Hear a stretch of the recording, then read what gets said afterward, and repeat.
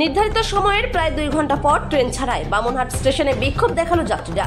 পাশাপাশি যাত্রীরা তাদের টিকিটের টাকাও ফেরত নিল কাউন্টার থেকে। মঙ্গলবার দিনহাটা 2 ব্লকের বামনহাট স্টেশনে এই ঘটনা ঘটে। রেল দপ্তর সূত্রে জানা গিয়েছে 15468 up Bamanhat Siliguri intercity express 9:30টায় ছাড়ার কথা থাকলেও একটি কোচে যান্ত্রিক ত্রুটি থাকার ফলে ট্রেনটি ছাড়তে দেরি হয়। এদিকে ট্রেনটি বামনহাট স্টেশনে একটি নির্ধারিত সময় আসার পর কাউন্টার থেকে যাত্রীদেরকে টিকিট দেওয়া হয়। অল্প সময়ের মধ্যেই যাত্রীরা জানতে পারেন ট্রেনের একটি বগি যান্ত্রিক গোলযোগের জন্য কিছুটা সময় ছাড়তে দেরি হবে। আর এই নিয়ে ক্ষোভে ফেটে পড়েন যাত্রীরা। তাদের অভিযোগ, যখন আমরা টিকিট কাটি তখন কাউন্টার থেকে আমাদের বিষয়টি বলা হয়নি।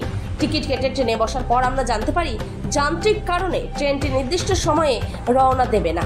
যে কোচটিতে যান্ত্রিক ত্রুটি রয়েছে সেটিকে সাল্টিং করে বামনহাটে রেখে তারপরেই শিলিগুড়ির উদ্দেশ্যে রওনা দেবে ট্রেন।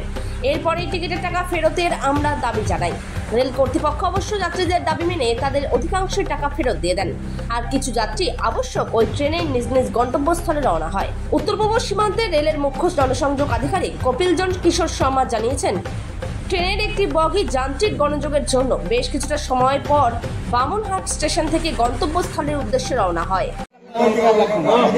মাস্টারমশাই যখন বলছিল যে ড্যামেজ ট্রেন এসে এখানে ওনাদের ঊর্ধ্বতন কর্তৃপক্ষকে ফোন করেছে, ওনাকে বলতেছে যে অন্য ট্রেনে প্যাসেঞ্জারকে পাঠাও।